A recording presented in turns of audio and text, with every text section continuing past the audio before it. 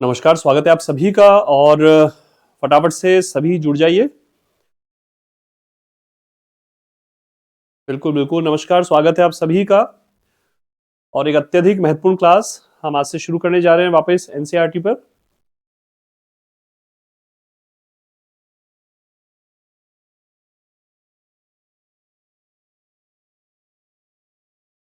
Sound एक बार बता दें, प्रॉपर होगा।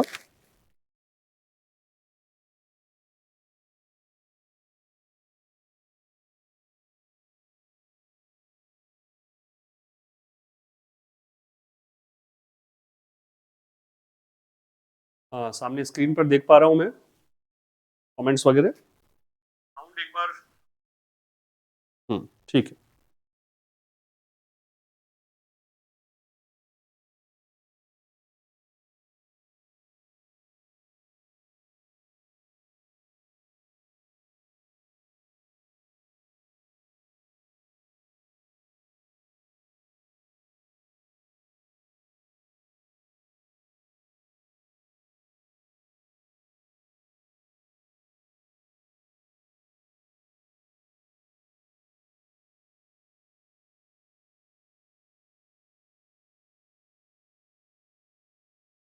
नमस्ते नमस्ते।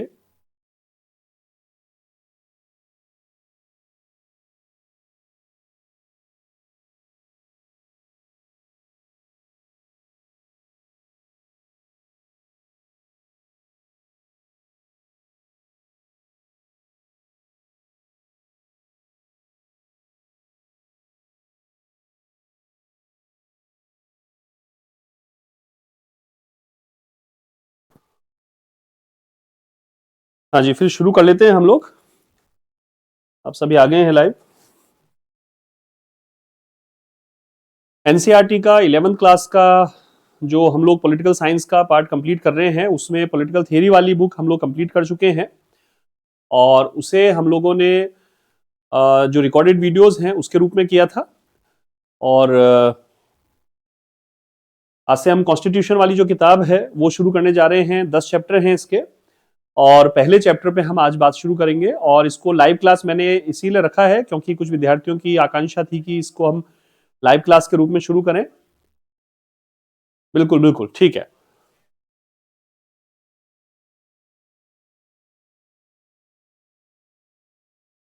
जिस समय हम पढ़े उस समय थोड़ा सा कमेंट्स वगैरह उस समय कम कर लीजिएगा। जिस समय कोई चीज पूछनी हो उस समय आप लोग क्वेश्चन वगैरह पूछ लीजिएगा।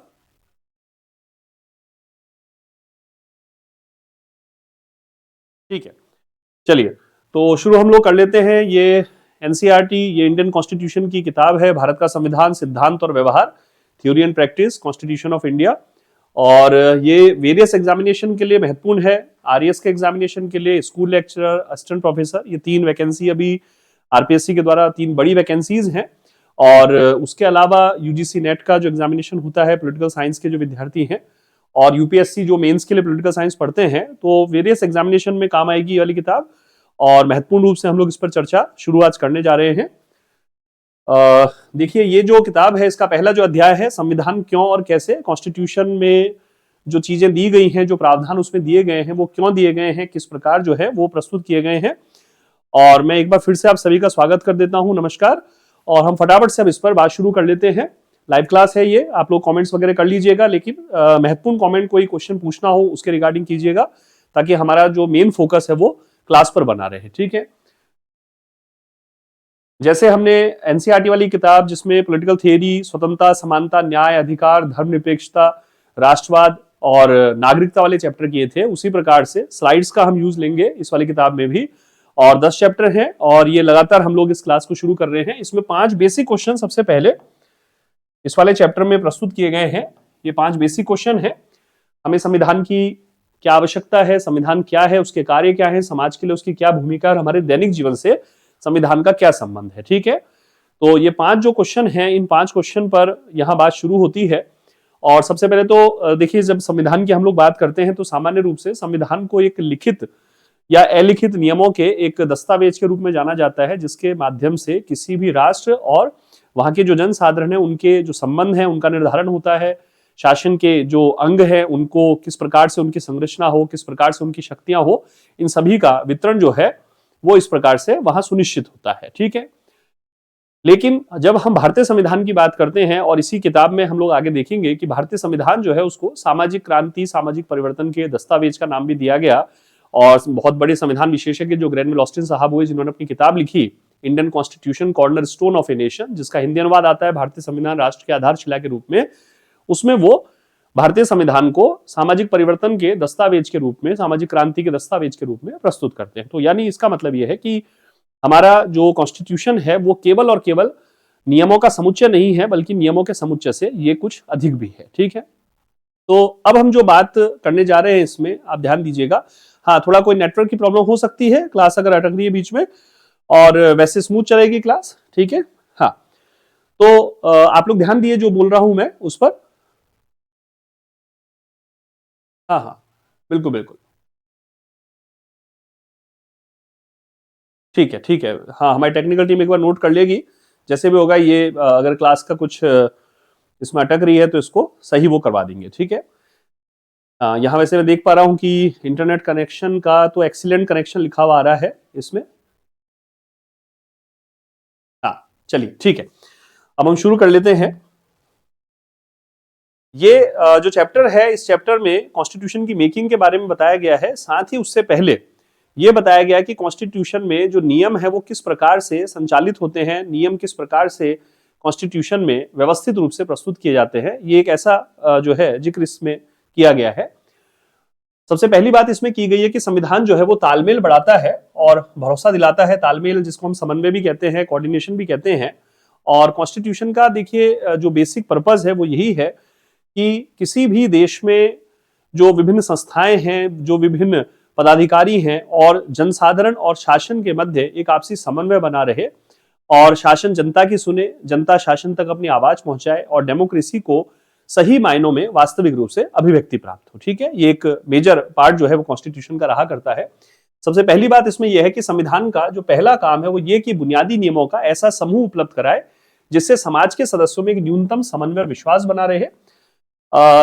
फर्स्ट पेपर वाली जो किताब पॉलिटिकल थियरी वाली जो हमने कंप्लीट की थी, उसमें हम ये देख चुके हैं, मैंने पहले बताया था कि जिन शब्दों पर, जिन लाइनों पर मैं ये अंडरलाइन करूं वो ज्यादा महत्वपूर्ण है, जिनमें बॉक्स बना दूं वो और भी अधिक महत्वपूर्ण हो जाएंगे। ठीक है, हम इसकी व्याख्या करते चल रहे हैं। कॉन्स्टिट्यूशन का जो पहला काम है वो काम ये है कि बुनियादी नियमों का ऐसा समूह एक उपलब्ध कराए, एक ऐसा कलेक्शन जो है वो उपलब्ध कराए बुनियादी नियमों का, जिससे समाज के सदस्यों में एक न्यूनतम समन्वय, कोऑर्डिनेशन और विश्वास बना रहे। यानी पहली बात की कॉन्स्टिट्यूशन जो है वो कुछ बेसिक जो रूल्स हैं, फंडामेंटल जो रूल्स हैं, उनका एक कलेक्शन है, उनके बारे में वो बात शुरू करता है। ठीक है, दूसरा संदर्भ है कि किसी भी समूह को सार्वजनिक रूप से मान्यता प्राप्त कुछ बुनियादी नियमों की आवश्यकता होती है, जिसे समूह के सभी सदस्य जानते हो, ताकि आपस में एक न्यूनतम समन्वय बना रहे। इसी की व्याख्या की गई है। कोई भी एक समूह है, मान लीजिए मनुष्यों का समूह है, कोई मनुष्यों के किसी वर्ग है, ग्रामीण वर्ग है, या शहरी वर्ग है, शिक्षित वर्ग है, नौकरी पेशा वर्ग है, व्यापारी व्यवसायों का वर्ग है। ठीक है, तो उनको सार्वजनिक रूप से मान्यता प्राप्त कुछ बुनियादी नियमों की आवश्यकता होती है अपने जीवन को संचालित करने के लिए, शासन से कुछ प्राप्त करने के लिए, शासन में कुछ कंट्रीब्यूशन देने के लिए, है ना। कुछ बुनियादी नियमों की आवश्यकता होती है जिससे समूह के सभी सदस्य जानते हो, ताकि आपस में एक न्यूनतम समन्वय बना रहे। ये नियम पता ही नहीं होने चाहिए, वरन उन्हें लागू भी किया जाना चाहिए। तो दो बातें हैं। सबसे पहली बात तो यह है कि कुछ ऐसे बेसिक नियम हो, और दूसरी बात यह कि वो जो नियम है उनके बारे में सभी को ज्ञान हो, यानी मूल रूप से संवैधानिक जो नियम है उनकी जानकारी हो एक आम व्यक्ति को भी, और भले वो प्रत्यक्ष रूप से उसको पढ़ता है या नहीं पढ़ता है, लेकिन उसे उन नियमों की जानकारी होनी चाहिए जिन नियमों के आधार पर उसका जीवन संचालित होता है। ठीक है, ध्यान रखिएगा। कालांतर में हम लोग एमसीक्यूज भी कराएंगे इसके, जैसे राजनीतिक सिद्धांत वाली किताब के मैंने कराए हैं एमसीक्यूज, उसी प्रकार कॉन्स्टिट्यूशन की इस किताब के एमसीक्यू कराएंगे। फिर दूसरी बात आपको ये भी ध्यान रखनी है प्यारे विद्यार्थियों की एनसीईआरटी के जो क्वेश्चन हैं वो लगातार पेपर्स में आ रहे हैं, अच्छे क्वेश्चन आते हैं। एग्जैक्ट जो लैंग्वेज है वो लैंग्वेज भी वहां क्वेश्चन में पूछ ली जाती है। ठीक है, नेक्स्ट जो सेकंड स्लाइड है इसमें लिखा है कि यदि नागरिकों को यह विश्वास न हो कि दूसरे नागरिक भी उन नियमों का पालन करेंगे, तो उनके पास भी उन नियमों का पालन करने का कोई आधार नहीं होगा। लेकिन जब यह कहा जाता है कि उन नियमों को न्यायालय में लागू किया जाएगा, तो इससे सभी को यह विश्वास हो जाता है कि और लोग भी नियमों का पालन करेंगे, क्योंकि ऐसा न करने पर उन्हें दंड दिया जा सकेगा। तो पहली बात तो हो गई, नियमों की व्यवस्था होनी चाहिए। दूसरी बात कि वो जो नियम है उनके बारे में जानकारी होनी चाहिए। तीसरी बात, नियमों के पालन को लेकर ये विश्वास, ये निष्ठा होनी चाहिए कि सभी लोग नियमों का पालन करेंगे। और चौथी बात ये कि अगर नियमों का पालन नहीं किया जाता है तो न्यायालय के द्वारा दंड दिया जा सकेगा, एक सजा की जो व्यवस्था है वो वहां पर प्रस्तुत की जा सकेगी। ठीक है, फिर आगे बढ़ते हैं हम लोग। संविधान ऐसे बुनियादी सिद्धांतों का समूह है। ये 11th क्लास, जो लोग बाद में जुड़ रहे हैं मैं फिर से बता देता हूं, 11th क्लास की पॉलिटिकल साइंस की ये जो 2 पेपर चलते हैं, पहला पेपर राजनीतिक सिद्धांत का, दूसरा पेपर भारतीय संविधान का पेपर है। ये जो क्लास है एनसीईआरटी की 10 चैप्टर्स पे हम लोग बात करेंगे और महत्वपूर्ण रूप से यहां से क्वेश्चन आने की पूरी संभावना रहेगी आपके आगामी एग्जामिनेशन में, जो आरपीएससी के एग्जामिनेशन होने वाले हैं निकट भविष्य में, आरएएस का, स्कूल लेक्चरर का और असिस्टेंट प्रोफेसर का। कुछ जगह शायद आज क्लास हो सकता है नेट की कुछ कनेक्टिविटी की समस्या हो, इसलिए मैं देख भी पा रहा हूं, लेकिन कोई बात नहीं, बहुत हल्का सा वो कहीं कहीं अटक रही है क्लास, मैं देख पा रहा हूं। इसको हमारी टेक्निकल टीम निश्चित रूप से दुरुस्त कर देगी। तो हम थोड़ा सा ध्यान लगाएं इस पर कि कॉन्स्टिट्यूशन ऐसे बुनियादी सिद्धांतों का समूह है जिसके आधार पर राज्य का निर्माण और शासन की व्यवस्था की जाती है, यानी फॉर्मेशन ऑफ स्टेट की बात होती है। हम सभी जानते हैं कि 15 अगस्त 1947 को जब हमें आजादी प्राप्त हुई, उस समय हमारी संविधान सभा कार्य करना शुरू कर चुकी थी और 5वां अधिवेशन में हमारी आजादी की घोषणा हुई। और उसके बाद 26 जनवरी 1950 को संविधान लागू हुआ और संविधान लागू होने के साथ ही फॉर्मेशन ऑफ स्टेट, राज्य निर्माण यानी मेकिंग ऑफ स्टेट जिसको हम लोग बोलते हैं, एक अच्छी अर्थव्यवस्था का निर्माण हो सके, एक प्रशासनिक व्यवस्था का निर्माण हो सके, एक सरकारी तंत्र का निर्माण हो सके, जनता की जो बेसिक नीड्स हैं उनकी पूर्ति की जा सके, ऐसे कुछ बेसिक जो एलिमेंट्स हैं उन बेसिक एलिमेंट्स को वहां प्रस्तुत किया गया। साथ ही शासन की जानकारी इसमें दी गई है। संसदीय प्रकार का शासन हमने अपनाया है, लोकतंत्र को हमने अपनाया है और लोकतंत्र में भी तृणमूल प्रकार की जो डेमोक्रेसी है, ग्रास रूट लेवल की जो डेमोक्रेसी है, उसको हमने अपनाने की व्यवस्था की है। संविधान ही समाज में शक्ति के मूल वितरण को स्पष्ट करता है। दूसरी बात महत्वपूर्ण, संविधान के ये कार्य हैं। क्वेश्चन पेपर में मान लीजिए ऐसा पूछ सकते हैं कि संविधान के साथ निम्न में से कौन कौन से कथन सत्य या असत्य हैं, या संविधान जो है निम्न में से किन विचारों के साथ संबंधित है। तो हमें ध्यान रखना पड़ेगा, बुनियादी सिद्धांतों का समूह, बुनियादी नियमों का समूह होता है। ऐसे नियम जिनकी जानकारी नागरिकों को होती है, ऐसे नियम जिनका पालन सभी करते हैं, ऐसे नियम जिनका पालन जो है कानूनी रूप से बाध्यकारी होता है। यदि पालन नहीं करते तो न्यायालय के द्वारा दंड दिया जा सकता है। राज्य का निर्माण होता है, शासन की संरचना की बात होती है। देखिए, मैं बार बार दोहराते जा रहा हूं आपके साथ और आपसे आग्रह है कि इन चीजों को इसी प्रकार से दोहराने का प्रयास आप भी कीजिएगा। फिर संविधान ये तय करता है कि कानून कौन बनाएगा, लॉ किसके द्वारा बनाए जाएंगे। और हम देखते हैं कि कानून की जब भी बात होती है तो हम संसद और राज्य विधानमंडल की तरफ बातचीत करते हैं। आज तो संसद में जो है 1 नेशन 1 इलेक्शन वाला जो बिल है वो इंट्रोड्यूस हुआ है, उस पर भी हम करंट अफेयर के रूप में बात कर सकेंगे। 2024 का जो करंट अफेयर है वो हम लोग इस मंथ के एंड में जो है पॉलिटी और आईआर का 2024 का पूरा करंट अफेयर हम लोग यूट्यूब पर लेकर आएंगे। ठीक है, हाँ, बिल्कुल। 11th क्लास की फर्स्ट पेपर पॉलिटिकल थ्योरी तो मैं कंप्लीट करा चुका हूं। अब जो है 11th क्लास की कॉन्स्टिट्यूशन आज से हम लोगों ने स्टार्ट की है। ठीक है, ये बिल्कुल मैं बहुत पहले बोल चुका हूं कि ये चीजें हम सारी की सारी इसमें कंप्लीट करेंगे।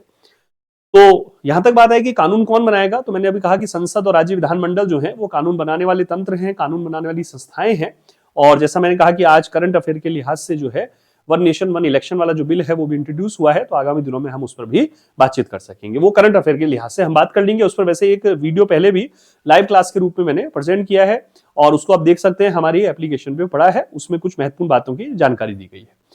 फिर भारतीय संविधान में स्पष्ट किया गया कि अधिकतर कानून जो है वो संसद बनाएगी। संसद का गठन भी एक विशेष प्रकार से किया जाएगा। जब संसद वाला टॉपिक हम देखेंगे किस प्रकार से गठन होगा, कैसे प्रादेशिक प्रतिनिधित्व की व्यवस्था होगी, कैसे एकल सदस्य निर्वाचन क्षेत्र होगा, कैसे सदस्यता के लिए योग्यता होगी, कैसे जो है निर्भरता या अयोग्यता का प्रावधान होगा, कैसे सार्वभौमिक वयस्क मताधिकार, फर्स्ट पास दी पोस्ट प्रणाली, उसके माध्यम से इलेक्शन होंगे, कैसे चुनाव आयोग की भूमिका होगी और किस प्रकार से संसद जो है अपना कार्य करेगी, किस प्रकार प्रथम वाचन, द्वितीय वाचन, समिति अवस्था, प्रतिवेदन अवस्था और तृतीय वाचन की स्थिति होगी, किस प्रकार विधेयकों पर राष्ट्रपति की अनुमति प्राप्त होगी, किस प्रकार से उस पर कुछ विशेष जो वीटो की व्यवस्था है, निषेधाधिकार की व्यवस्था, वो वहां देखी जा सकेगी। तो काफी कुछ है कॉन्स्टिट्यूशन में जानने के लिए, जिस पर आगामी दिनों में हम बात करेंगे और पेपर में ये चीजें आएंगी ही आएंगे, है ना, 100% बात है।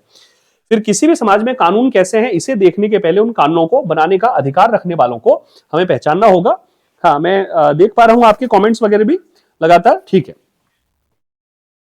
हाँ, तो आप बने हुए। सबसे अच्छी बात यह है कि आप समझ गए हैं। थोड़ा सा आज कुछ मुझे लगता है कि कोई टेक्निकल एरर है जिसकी वजह से बीच बीच में क्लास अटक रही है, उसके लिए बिल्कुल मैं माफी चाहूंगा, लेकिन उसके बावजूद आप लोग जुड़े हुए हैं, ये आपकी संविधान के प्रति और अपनी तैयारी के प्रति और मेरे प्रति आपकी जो निष्ठा है उसको ये प्रदर्शित करता है, उसके लिए मैं आपका आभारी हूं। ठीक है, चलिए वापस हम देखते हैं। तो कानून कैसे हैं उसे देखने के पहले उन कानूनों को बनाने का अधिकार रखने वालों को हमें पहचानना होगा, यानी हमें सांसद, विधायक, सरकार, मंत्रिमंडल, मंत्रिपरिषद, इसकी भी हमें जानकारी कॉन्स्टिट्यूशन के माध्यम से होती है। आपसे आग्रह है नोट्स अपने कुछ कुछ साथ साथ बनाते रहिएगा, शॉर्ट नोट्स के रूप में कॉपी वगैरह साथ रखिए, ताकि क्योंकि इसीलिए इंटरेक्शन होता रहेगा इस क्लास के माध्यम से। फिर संविधान का दूसरा काम जो है वो ये स्पष्ट करना है, क्वेश्चन इस प्रकार से एग्जैक्ट लैंग्वेज में आ सकते हैं कि संविधान के क्या क्या कार्य हैं, और एनसीईआरटी की किताब में जो लैंग्वेज होगी उसी लैंग्वेज पर वो जब पेपर बनेगा तो उस लैंग्वेज को हमें टिक करना होगा, है ना, ध्यान रखिए। तो संविधान का दूसरा काम ये स्पष्ट करना है कि समाज में निर्णय लेने की शक्ति किसके पास होगी, क्योंकि निर्णय लेने के लिए जो वैधता है उसके तत्व की जरूरत पड़ेगी, है ना। वैधता को औचित्यपूर्णता भी बोलते हैं। वैधता जो है वो औचित्यपूर्णता भी होती है। मैं हल्का सा आपको बता देता हूं कि किसी भी शक्ति में जब वैधता का समावेशन हो जाता है, जब वो औचित्यपूर्ण हो जाती है, तब वो सत्ता में कन्वर्ट हो जाती है ना। ध्यान रखना, इस फॉर्मूले को ध्यान रखिएगा। शक्ति में जब वैधता का समावेशन होता है, वैध यानी जो सही है, जो उचित है, और जो कानूनी रूप से उचित है, जो नैतिक रूप से उचित है, जो जनता की नजर में उचित है, जब शक्ति वैध हो जाती है तब वो सत्ता का रूप धारण करती है, और तब वो एक ऐसा आदेश देने वाली शक्ति बनती है जो स्वीकृत होती है, सम्मानित होती है, ज्ञात होती है और वैध होती है ना। ये ध्यान रखिए, सत्ता के गुण है। आरएएस की जो तैयारी कर रहे हैं, मेंस में जब पब्लिक एडमिनिस्ट्रेशन लिखेंगे वहां सत्ता पर 2 नंबर का क्वेश्चन आ जाएगा, वहां इस प्रकार के शब्द काम आ जाएंगे। मेंस के लिए मैं पब्लिक एडमिनिस्ट्रेशन की बात जो है यूट्यूब पर फरवरी में जब प्री का आपका एग्जाम हो जाएगा उस समय हम ये बात वहां कर सकेंगे। ठीक है, आइए फिर वापस बढ़ते हैं हम लोग। तो संविधान ये भी तय करता है कि सरकार कैसे निर्मित होगी। ठीक है, इस पर हम बात कर रहे हैं बार बार। आप ये भी देखिएगा कि एनसीईआरटी की जो क्लास हम लोग ले रहे हैं, मैंने पहले दिन भी शुरू में कहा था आपको कि हम पूरी किताब पढ़ रहे हैं, और किताब जब पढ़ रहे हैं तो किताब की तरीके से पढ़ी जाएगी, यानी इसमें सारी चीज हम पढ़ेंगे। इसमें मोस्ट और कम मोस्ट जैसा कोई प्रश्न नहीं होगा, क्योंकि हम किताब पढ़ने जा रहे हैं। ताकि मेरे साथ आप किताब पढ़ लेंगे तो बार बार इसको फिर अपने लेवल पे आपको पढ़ने की जरूरत नहीं रहेगी। इन्हीं क्लासेस को आप 2-3 बार देख लीजिएगा, थोड़ा तेज स्पीड में देख लीजिएगा, और उससे ये चीज हमको बहुत अच्छे से याद हो जाएगी। ठीक है, आइए फिर आगे बढ़ते हैं हम लोग। संविधान का तीसरा काम यह है कि सरकार के द्वारा अपने नागरिकों पर लागू किए जाने वाले कानूनों पर वो सीमा लगाए, है ना। ध्यान रखिए, फिर से बोल रहा हूं, संविधान का तीसरा काम है कि सरकार के द्वारा अपने नागरिकों पर लागू किए जाने वाले जो कानून है उस पर वो सीमाएं लगाए, यानी कि लिमिटेशन जिसको बोलते हैं, मर्यादाएं जिसको बोलते हैं, प्रतिबंध हम लोग बोल देते हैं। ये जो सीमाएं शब्द है इसकी जगह प्रतिबंध शब्द आ सकता है हमारा। और ये सीमाएं इस रूप में मौलिक होती है कि सरकार कभी उसका उल्लंघन नहीं कर सकती है। देखिए, कॉन्स्टिट्यूशन ये भी बताता है साथ साथ कि जो सत्ता वैध हो, जो औचित्यपूर्ण हो, वो उचित तभी बनी रहेगी जब कानून बनाने वाले, कानून को लागू करने वाले, कानून की व्याख्या करने वाले और कानून का पालन करने वाले, 4 तंत्र बोले मैंने, कानून बनाने वाले, कानून को लागू करने वाले, कानून की व्याख्या करने वाले और कानून का पालन करने वाले। यानी मैं बात कर रहा हूं व्यवस्थापिका की, जो कानून बनाती है। मैं बात कर रहा हूं कार्यपालिका है, सरकार की, जो कानून लागू करती है। मैं बात कर रहा हूं न्यायपालिका की, जो कानून की व्याख्या करती है। और मैं बात कर रहा हूं इस देश के जन सामान्य की, यानी हम सब की, इस देश के प्रत्येक निवासी और नागरिक की, जो उस कानून का पालन करता है। तो सीमाएं जो है हर व्यक्ति के कृत्यों पर प्रस्तुत की जा सकेंगी। न्यायपालिका मनमर्जी से व्याख्या नहीं कर सकेगी, संसद या व्यवस्थापिका मनमर्जी से कानून नहीं बना सकेगी, सरकारें मनमर्जी से उसको लागू नहीं कर सकेंगी, और जनसाधारण जो है मनमर्जी से किसी चीज की डिमांड या मनमर्जी से किसी चीज का उल्लंघन नहीं कर सकेगा, है ना। तो लिमिटेशन सभी पर लगाई जाएंगी। संविधान क्या करता है, सरकार की शक्तियों को कई प्रकार से सीमित करता है। डेफिनेटली संविधान एक ये जब संविधान सीमित करता है ना, इसको थोड़ा सा ध्यान रखिएगा। ये व्यवस्था जो है वो संविधानवाद की तरफ इशारा करती है। ठीक है, इसे हम संवैधानिक सरकार के रूप में भी जानते हैं, सीमित सरकार के रूप में भी जानते हैं। एक आध क्वेश्चन प्रीवियस ईयर्स के जब पेपर्स आप लोग, मैं उम्मीद करता हूं कि प्रीवियस ईयर्स के पेपर जो हैं वो आप लोग सॉल्व करने लग गए होंगे। और प्रीवियस ईयर्स के पेपर जब आप लोग सॉल्व कर रहे हैं तो उस समय पर ऐसे कुछ क्वेश्चन आपको मिलेंगे जिनका सीधे सीधे कॉन्स्टिट्यूशन के जो आर्टिकल्स हैं, जो अनुसूचियां हैं, जो भाग हैं, उनसे सीधे सीधे कोई लेना देना नहीं है। उसमें कॉन्स्टिट्यूशन की कुछ कॉन्सेप्ट की व्याख्या की गई है। सीमित शासन का कोई क्वेश्चन आया होगा, संवैधानिक सरकार का क्वेश्चन आया होगा, संविधानवाद का कोई क्वेश्चन आया होगा। यदि प्रीवियस ईयर्स के पेपर कर रहे हैं, जो लोग कर रहे हैं वो समझ पा रहे होंगे जो मैं कहना चाह रहा हूं। और प्रीवियस ईयर्स के पेपर्स पर भी मैंने अपने चैनल पॉलिटी जोन में आरएएस के और यूपीएससी के जो क्वेश्चंस हैं जो प्रीवियस ईयर्स में आए थे, वो मैंने करा रखे हैं, साल डेढ़ साल पहले करा के रखे हुए हैं, है ना, करीब करीब अगर उनको आप सॉल्व कर लेंगे, 800-900 वो क्वेश्चन है, आप प्लीज उनको सॉल्व कर लीजिए, अच्छे से उनकी व्याख्या करिए। मैंने उस समय लाइव क्लास में था, अब तो आप उसको जो है थोड़ा सा तेज करके 1.25 की स्पीड से देख लीजिए, आपका समय बच जाएगा, साथ ही वो चीजें व्याख्या सहित तैयार हो जाएगी। 800-900 क्वेश्चन की प्रैक्टिस मैंने करवा रखी है, ठीक है। तो अब ये बड़ी महत्वपूर्ण बात आई कि सरकार की जो शक्तियां हैं उसको सीमित करने का सबसे जो सरल तरीका है वो ये है कि नागरिकों के रूप में हमारे मौलिक अधिकारों को स्पष्ट कर दिया जाए। फंडामेंटल राइट्स का चैप्टर अलग से हम पढ़ेंगे, यहां भी पढ़ेंगे, जब रिवीजन क्लास पढ़ेंगे वहां पर भी हम लोग इसको बात करेंगे। हाँ ठीक है, हाँ संविधानवाद को बताएं। देखिए संविधानवाद जो है वो बेसिकली संविधान का दर्शन है, और संविधान का दर्शन कहता है कि संविधान पर आधारित जो नियम है, संविधान पर आधारित जो कानून है, संविधान पर आधारित जो मूल्य हैं, उनका पालन किया जाए, उनका सम्मान किया जाए, और शासन तथा जनसाधारण कोई भी जो है असीमित रूप से शक्ति का प्रदर्शन ना करे। यानी संविधानवाद क्या है? संविधान का दर्शन, संविधान का मूल्य और सीमित शासन की अवधारणा है। मैं लिख देता हूं यहां पर, आपने क्वेश्चन पूछा है, ये क्वेश्चन आ जाया करता है। संविधानवाद जो है, कॉन्स्टिट्यूशनलिज्म जो है, वो बेसिक रूप से संविधान का दर्शन है, वो बेसिक रूप से संविधान का मूल्य है, और बेसिक रूप से वो सीमित शासन की बात करता है, वो बेसिक रूप से संवैधानिक नियंत्रण की बात करता है, ठीक है। तो कॉन्स्टिट्यूशनलिज्म पे जब भी क्वेश्चन आ जाए आप ये जो लाइनें हैं वो देख लीजिएगा। हाँ, क्लास थोड़ा सा आज ये रुककर चल रही है, मैं उसके लिए बात कर चुका हूं, फिर भी आप सभी महत्वपूर्ण रूप से जुड़े हुए हैं, आपका फिर से धन्यवाद। कुछ तो शायद टेक्निकल एरर है जिसकी वजह से बीच बीच में क्लास रुक रही है ना, काफी रुक रही है, लेकिन ठीक है, अब जैसे जैसे चलती आ रही है आप ध्यान से थोड़ा देखते चलिए, कल वाली क्लास से पहले इसको हम ठीक करवा लेंगे। कई बार वो आगे से भी कुछ शायद यूट्यूब का भी कोई कुछ रहता होगा, शायद हो सकता है। खैर वापस हम आते हैं, तो फंडामेंटल राइट्स जो है वो सरकार की शक्तियों को सीमित करने का सबसे महत्वपूर्ण तरीका है, और फंडामेंटल राइट्स का जैसे मैंने कहा कि चैप्टर जो एनसीईआरटी वाली किताब में उसमें हम करेंगे, साथ ही रिवीजन क्लास जब मैं लेकर आऊंगा कॉन्स्टिट्यूशन की मैराथन क्लास के रूप में जब हम लेकर आएंगे, उस समय भी मैं फंडामेंटल राइट्स की बात करूंगा। भारतीय संविधान के भाग 3 की अनुच्छेद 12 से अनुच्छेद 35 तक के हम लोग बात करेंगे, और फंडामेंटल राइट्स में से एक क्वेश्चन आने की प्रबल संभावना रहती है। उस समय हम ऑनरेबल सुप्रीम कोर्ट के कुछ केसेस का जिक्र भी करेंगे, मैंने सुप्रीम कोर्ट के कुछ केसेस का जिक्र पहले कुछ अलग से क्लासेस भी उसकी करा रखी है, उनको देख लीजिएगा, और साथ ही उसमें कुछ संविधान संशोधनों का भी हम लोग जिक्र कर लेंगे, ठीक है। हाँ, ये तो हमारा कोर्स है उसके बारे में है।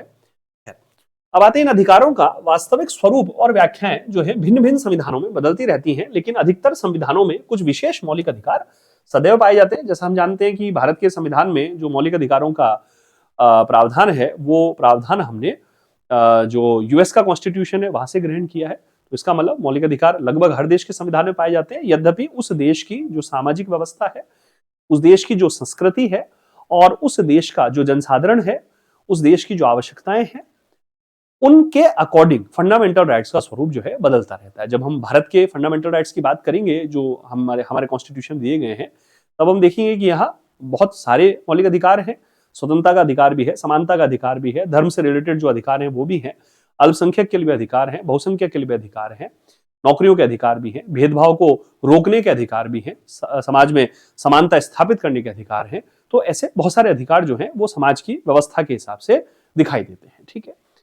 तो नागरिकों को मनमाने ढंग से बिना किसी कारण गिरफ्तार करने के विरुद्ध सुरक्षा प्राप्त है, ठीक है, बिल्कुल हम देखेंगे आर्टिकल 20 में और आर्टिकल 22 में इस तरह की बात होगी, ठीक है। अनुच्छेद 20 और अनुच्छेद 22 का जब हम संदर्भ पढ़ते हैं, अपराध की दोष सिद्धि के संबंध में संरक्षण और कुछ दशाओं में गिरफ्तारी और निरुद्धि से संरक्षण, ये उसकी बात कर रहा है।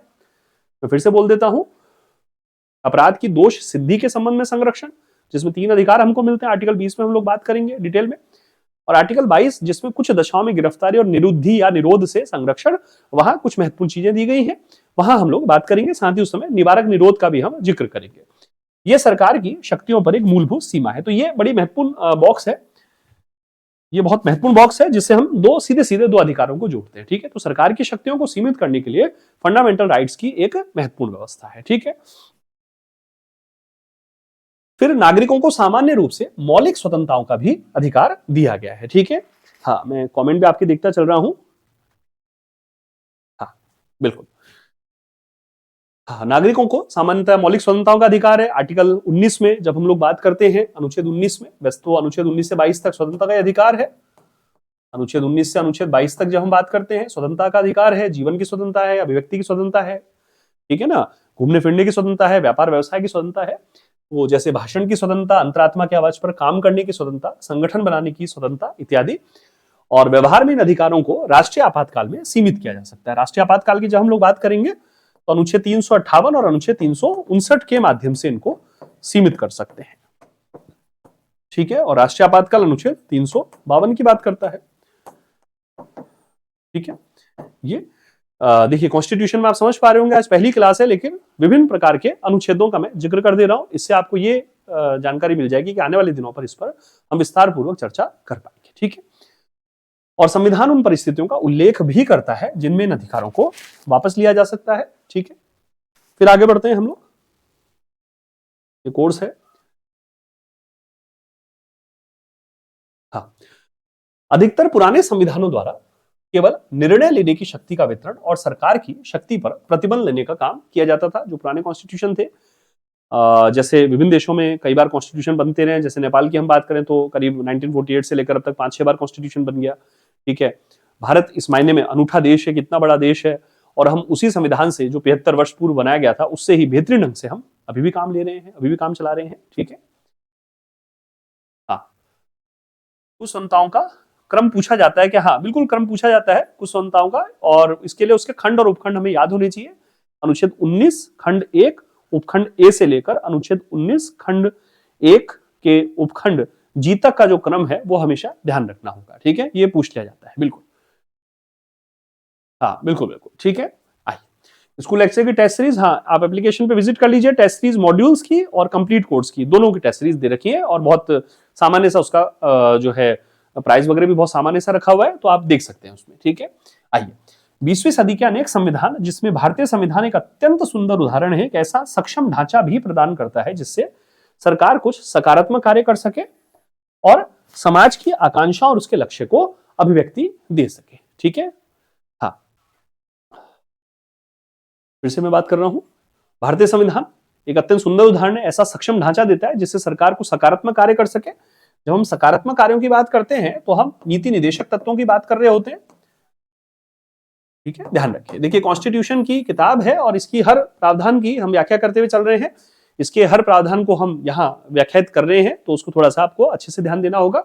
सकारात्मक कार्य का मतलब है डायरेक्टिव प्रिंसिपल्स में दिए गए जो इंस्ट्रक्शन है स्टेट को, और संविधान के भाग 4 में अनुच्छेद 36 से अनुच्छेद 51 तक जो लोक कल्याण की बात भी करते हैं। ठीक है, रोटी कपड़ा मकान, शिक्षा चिकित्सा स्वास्थ्य, रोजगार, मनोरंजन, यातायात, बैंकिंग, बीमा, ऊर्जा और कम्युनिटी सर्विसेज, ये सब जो है सामाजिक सुरक्षा, सामाजिक सुविधाएं, पेंशन, बीमा, ये सब चीजें जो है, बैंकिंग वगैरह सब जो है लोक कल्याण में। मोबाइल टेक्नोलॉजी, जैसे इंटरनेट निर्बाध गति से चले, आप जैसे थोड़ा अटक रहा है तो हम ये कह रहे हैं ना कि इंटरनेट निर्बाध गति से चले। ठीक है, जैसे मैं भी अपेक्षा करूंगा कि भाई जो हमारे इंटरनेट सर्विस प्रोवाइडर हैं वो निर्बाध गति से इंटरनेट सुनिश्चित करें, तो आज ये भी स्टेट का ही काम हो गया एक लोक कल्याण के रूप में। ठीक है, याद रखिए, और समाज की आकांक्षाओं और उसके लक्ष्यों को अभिव्यक्ति दे सके। फिर आगे बढ़ते हैं, जिन समाजों में नाना प्रकार की असमानताओं की गहरी खाइयां हो, वहां केवल सरकार की शक्तियों पर प्रतिबंध लगाना ही पर्याप्त नहीं है। बिल्कुल, ये बड़ी महत्वपूर्ण बात है इस रूप में कि केवल सरकार जो है वो कोई काम करे, उससे भी बढ़कर बात यह है कि सामाजिक व्यवस्था जो है वो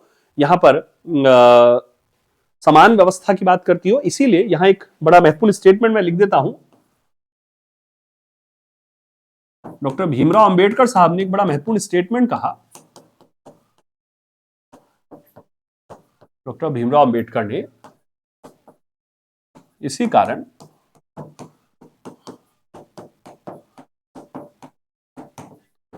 राजनीतिक लोकतंत्र के लिए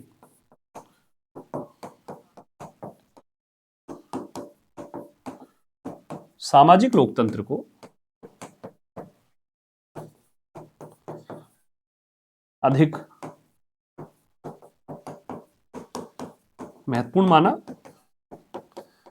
और सामाजिक लोकतंत्र का मतलब है एक ऐसा लोकतंत्र सामाजिक लोकतंत्र का मतलब है एक ऐसा लोकतंत्र जिसमें स्वतंत्रता, समानता और बंधुता, ये तीनों जो हैं संयुक्त रहे, यूनियन ऑफ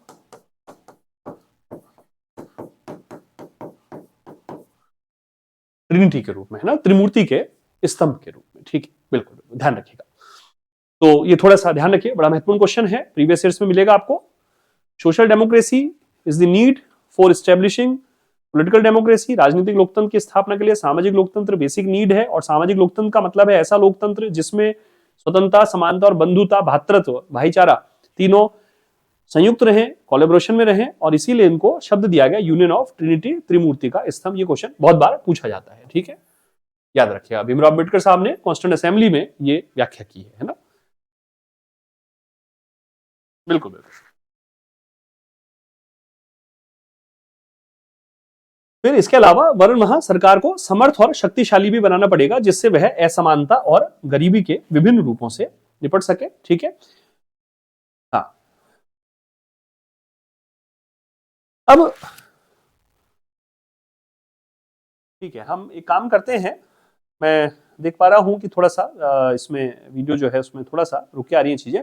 एक बार हम यही स्टॉप करते हैं, मैं काम करता हूं इसको रिकॉर्ड करके, और लगभग आधे घंटे बाद हम इसको पार्ट 2 के रूप में यहाँ अपलोड करवा देते हैं। ठीक है, तो एक बार यही इसको हम ब्रेक देकर मैं इसको देख लेता हूं, एक बार रिकॉर्डेड फॉर्म में हम ले आते हैं तुरंत, ताकि हमारा आज का जो क्लास 1 है ये हमारा कंप्लीट हो जाए, और इसको एक बार रिकॉर्डेड फॉर्म के रूप में हम लोग यहाँ प्रस्तुत कर देते हैं। ठीक है ना, तो मैं आपसे आधा पौन घंटे बाद वापस से मिलता हूँ। ठीक है, एक बार देख लेते हैं, कुछ टेक्निकल ग्लिच को दूर कर लेते हैं, ताकि यहाँ तक तो एक बार ठीक है चला, और महत्वपूर्ण रूप से, और फिर भी अगर एक बार मुझे बता दें कि क्या वास्तव में बहुत ज़्यादा ही ये रुक रहा है, क्योंकि सामने तो जो स्क्रीन है उस पर एक्सीलेंट कनेक्शन आ रहा है, इंटरनेट की तो कोई तकलीफ नहीं है इसका मतलब, लेकिन फिर भी अगर रुक रहा है तो हम इसको एक बार यही स्टॉप करके, और मैं इसको रिकॉर्डेड फॉर्म में डालकर एक बार इसका प्रीमियर कर देते हैं।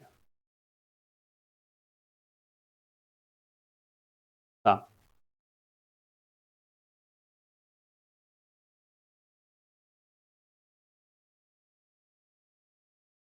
अच्छा चलिए, ठीक है ठीक है ठीक है ठीक है, आवाज तो आ ही रही है ना, और ये जो लिख रहा हूँ ये भी आ रहा है थोड़ा सा, वो देखिए टेक्निकल चीजें हैं, मैं भी इतना ज्यादा टेक्निकल चीजों को नहीं जानता हूँ। ठीक है, फिर चलने देते हैं, आज की तो ये हम क्लास कंटिन्यू कर लेते हैं, क्योंकि इसी में मेकिंग ऑफ कॉन्स्टिट्यूशन पर भी, क्योंकि बहुत बड़ा चैप्टर है, करीब 25 पेजों का चैप्टर है ये, तो आधा चैप्टर आज हम ले रहे हैं, आधा चैप्टर हम कल ले रहे हैं। ठीक है ठीक है, थैंक यू ठीक। हाँ, आइए आगे बढ़ते हैं फिर से। वास्तव में एक संविधान अपने समाज की आकांक्षाओं का पिटारा है। वैसे तो मैं आप सभी को पहले धन्यवाद दे चुका हूं कि बावजूद इसके कि थोड़ा सा टेक्निकल ग्लिच है, और उसके बावजूद आप लोग जो हैं वो जुड़े हुए हैं, आपका धन्यवाद है सभी का। एक संविधान अपने समाज की आकांक्षाओं का पिटारा है। उदाहरण के लिए, भारत में संविधान निर्माताओं की इच्छा थी कि समाज के प्रत्येक व्यक्ति को बुनियादी भौतिक जरूरतें और शिक्षा सहित वह सब मिलना चाहिए जिसके आधार पर वह गरिमापूर्ण और सामाजिक आत्मसम्मान से भरा हुआ जीवन जी सके, है ना, ध्यान दीजिएगा।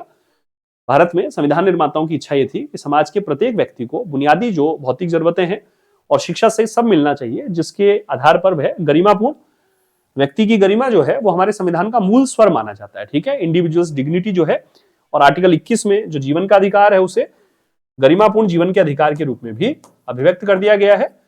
तो व्यक्ति की गरिमा जो है, मेरी गरिमा जो है, वो हमारे संविधान का मूल स्वर है। ठीक है, ये ध्यान रखिए, हमारी राज्य व्यवस्था का मूल स्वर है। और सोशल जो सेल्फ रेस्पेक्ट है, सामाजिक जो आत्मसम्मान है, उससे भरा हुआ प्रत्येक व्यक्ति का जीवन होना चाहिए। ठीक है, तो गरिमा और सामाजिक आत्मसम्मान ये हमारे दो बेसिक वैल्यू हैं। एक बार हमारे किन्हीं विद्यार्थी ने पूछ रखा था कि सर मूल्य क्या होते हैं, तो मूल्य होते हैं कुछ मापदंड, कुछ मानक, जिसके आधार पर या जिनको आधार बनाकर जो है हम अपने जीवन का संचालन करते हैं। जैसे सामाजिक मूल्य होते हैं सत्य, अहिंसा, न्याय, दया, प्रेम, करुणा, परोपकार, सहानुभूति, है ना।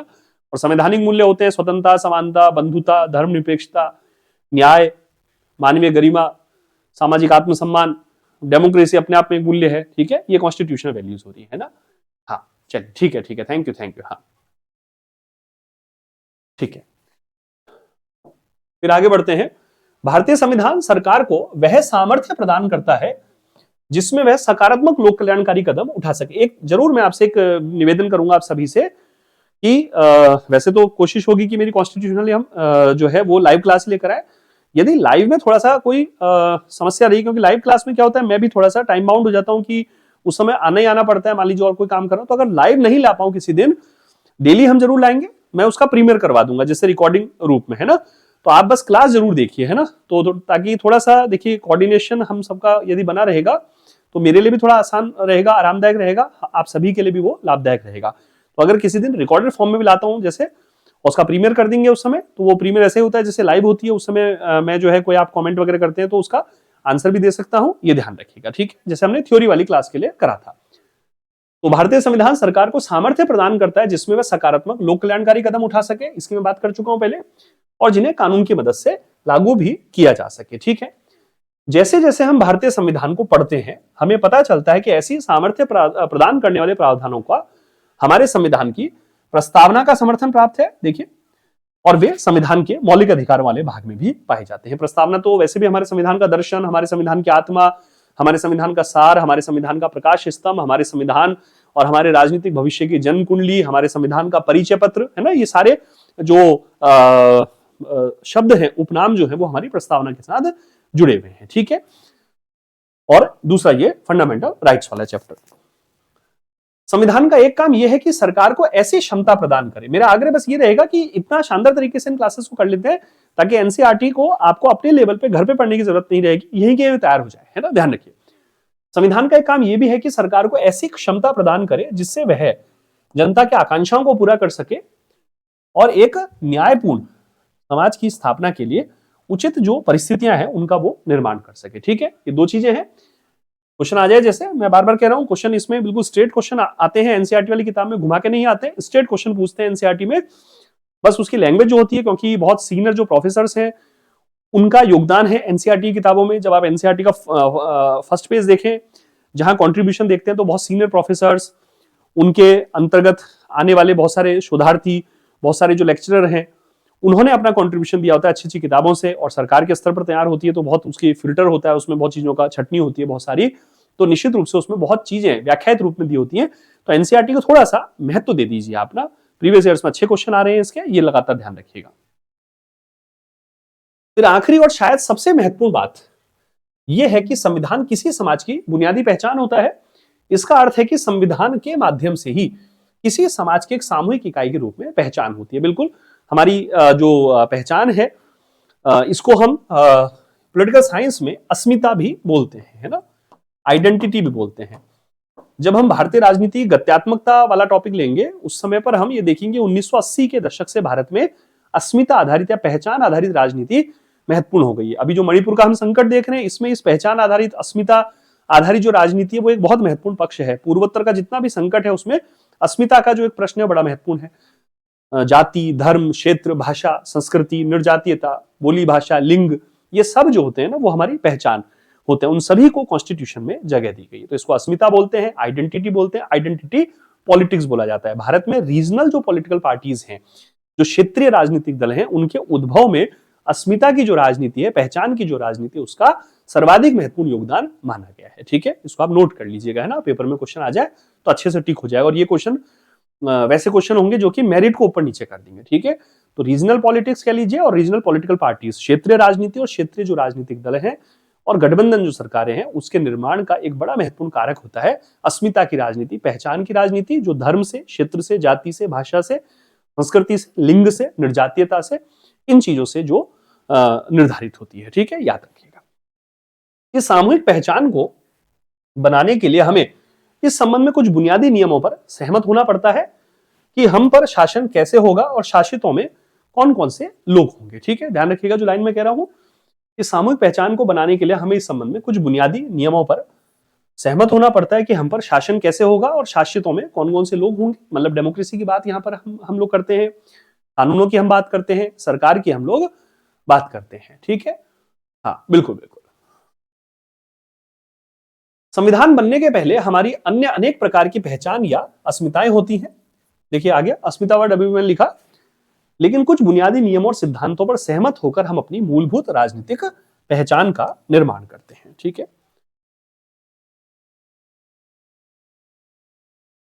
फिर संवैधानिक नियम हमें एक ऐसा विशाल ढांचा प्रदान करते हैं जिसके अंतर्गत हम अपनी व्यक्तिगत आकांक्षाओं, लक्ष्य और स्वतंत्रताओं का प्रयोग करते हैं। ठीक है, सामान्य रूप से बात है महत्वपूर्ण। संविधान आधिकारिक बंधन लगाकर यह तय कर देता है कि कोई क्या कर सकता है और क्या नहीं। बिल्कुल, यानी करने योग्य कार्य और ना किए जाने योग्य कार्य, उन दोनों का ही वर्गीकरण कॉन्स्टिट्यूशन हमको करके देता है।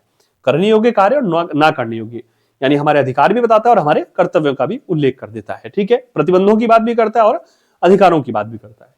अतः संविधान हमें एक नैतिक पहचान भी प्रदान करता है। तो राजनीतिक पहचान दी कॉन्स्टिट्यूशन ने, नैतिक पहचान कॉन्स्टिट्यूशन ने दी, कानूनी पहचान कॉन्स्टिट्यूशन। मान लीजिए ये क्वेश्चन आ जाए तो संविधान हमारी राजनीतिक पहचान देता है, हमारी नैतिक सामाजिक पहचान देता है और हमारी कानूनी पहचान प्रदान करता है। ठीक है, याद रखिए, कानूनी पहचान तो हमारी नागरिकता हो गई है ना, नैतिक पहचान हो गई हमारी सामाजिक जो मान्यता है उसको मजबूत करना, और राजनीतिक पहचान हो गई हमारा शासन के साथ जो जुड़ाव है।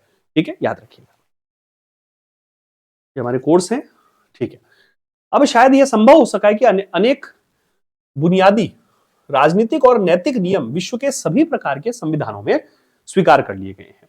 कैसे देखते हैं, अनेक देशों में संविधान इसलिए निष्प्रभावी होते हैं क्योंकि वे सैनिक शासकों या ऐसे अलोकप्रिय नेताओं द्वारा बनाए जाते हैं जिनके पास लोगों को अपने साथ लेकर चलने की क्षमता नहीं होती। जैसे मैंने अभी कहा, कई बार बहुत छोटे छोटे देशों में भी संविधान प्रॉपर नहीं चल पाते। नेपाल इसका बड़ा उदाहरण रहा, और वहां लगातार जो है कॉन्स्टिट्यूशन बदलते रहे, और 2015 में भी जो कॉन्स्टिट्यूशन बना उसमें भी कई प्रकार के जो है असंतोष है। मधेशी विवाद जो है एक बड़ा विवाद रहा 2015 के कॉन्स्टिट्यूशन के बाद वहां पर। ठीक है, हम अपने दक्षिण एशिया में देखते हैं, जबकि संवैधानिक राजनीतिक व्यवस्थाएं बार बार वहां फेल होती रही, चाहे वो श्रीलंका में हो, चाहे वो मालदीव में हो, चाहे वो बांग्लादेश में हो, चाहे वो पाकिस्तान में हो, तो वहां संवैधानिक राजनीतिक व्यवस्थाएं फेल होती रही। इसका मतलब वहां जो संविधान बनाए गए वो वैध रूप से जनता का व्यापक समर्थन हासिल नहीं था, या कुछ लोगों की, कुछ शासकों की महत्वाकांक्षाओं का भेंट हो चढ़ गए। ऐसे में जब हम भारतीय संविधान की ओर देखते हैं तो हम बड़ा गौरवान्वित फील करते हैं। इसलिए मैंने कहा कि हमारा संविधान केवल नियमों का सेट नहीं है, नियमों का समुच्चय नहीं है, बल्कि सामाजिक क्रांति, सामाजिक परिवर्तन का एक महत्वपूर्ण दस्तावेज है। और इसको हम देखेंगे आगामी दिनों में, शायद 9वां चैप्टर जो है वो इसी की बात करेगा, जीवंत दस्तावेज की। ठीक है, इस एनसीईआरटी में, है ना। हाँ, हाँ, हाँ, आपने पूछा है कि सर प्रस्तावना के प्रावधानों को लागू करना सरकार के लिए बाध्यकारी क्यों नहीं है। इसके लिए हमें थोड़ा सा पहले चलना पड़ेगा। बेरूबाड़ी वाद की तरफ हम बात करेंगे, और फिर हम जो सज्जन सिंह का वाद, गोलकनाथ और केशवानंद भारती वाद, केशवानंद भारती वाद तक आते आते प्रस्तावना को लेकर न्यायपालिका ने दृष्टिकोण बदला, लेकिन ये माना गया कि जो प्रस्तावना और कॉन्स्टिट्यूशन के अन्य प्रावधानों में यदि कहीं कोई गैप हो, यदि कहीं कोई अंतर विरोध हो, तो फिर कॉन्स्टिट्यूशन के अन्य जो प्रावधान है उनको प्रस्तावना के प्रावधान ढक नहीं सकते हैं। ठीक है ना। लेकिन आज जब हम बात करते हैं मूलभूत ढांचे की संकल्पना की, तो प्रस्तावना में दी गई बहुत सारी चीजें जो है वो मूलभूत ढांचे का भाग बन गई है। तो आज तो एक प्रकार से लागू होते ही है ना, जैसे धर्मनिरपेक्षता, एसआर मुंबई केस से धर्मनिरपेक्षता संविधान के मूलभूत ढांचे का भाग बन गया। भारत की प्रभुत्व और अखंडता, ये मूलभूत ढांचे का भाग हो गया। ठीक है, सामाजिक न्याय का जो विषय मूलभूत ढांचे का भाग हो गया, है ना, ये ध्यान रखिए।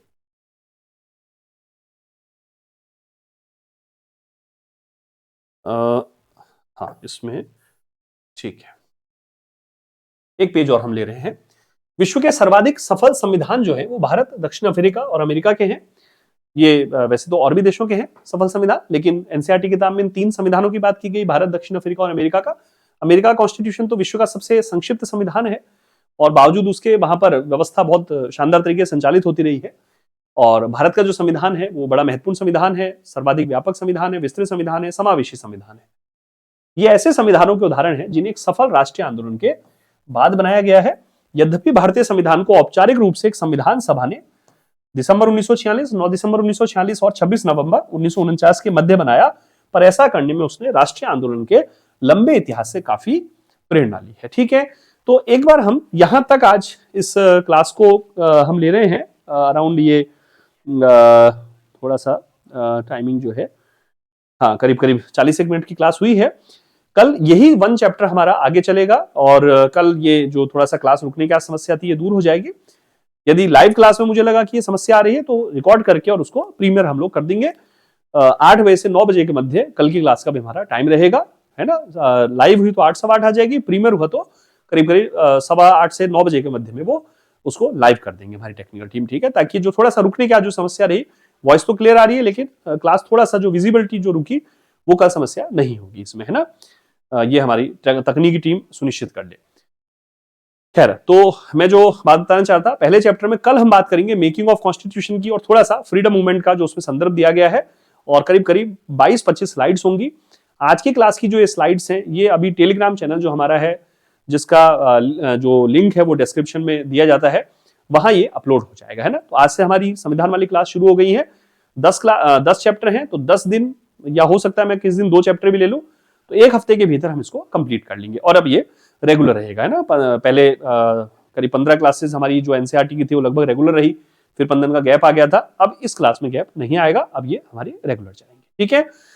तो मैं आप सभी से एक बार जो है औपचारिक रूप से विदा लेता हूं। आप सभी स्वास्थ्य का ध्यान रखिए, सर्दी का विशेष रूप से ध्यान रखिएगा, है ना। और बिल्कुल पढ़ाई कीजिए। सर्दी का मौसम पढ़ने के लिए बेस्ट माना जाता है, हालांकि मैं गर्मी के मौसम को भी बेस्ट मानता हूं और बारिश के मौसम को भी बेस्ट मानता हूं, है ना। तो हर मौसम बेस्ट है, पढ़िए, खूब सारी पढ़ाई कीजिए, और कल मैं मिलता हूं आप लोगों से फिर, ठीक है। इसी पर हम आगे बात करेंगे।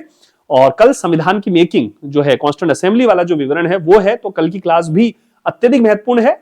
आज जितनी महत्वपूर्ण, बल्कि आज से भी ज्यादा महत्वपूर्ण है, क्योंकि उसमें संविधान कैसे बना, संविधान सभा में जो डिबेट चली, जो बहस चली, उसका जो उल्लेख एनसीईआरटी वाली किताब में किया गया है, उस पर हम लोग कल बात करेंगे, ठीक है। तो आप सभी से मैं विदा लेता हूं, और कल हम लोग मिलेंगे। आप स्वास्थ्य का ध्यान रखिएगा, सकारात्मक बने रहिएगा, खूब सारी पढ़ाई कीजिएगा, ठीक है। नमस्कार, धन्यवाद।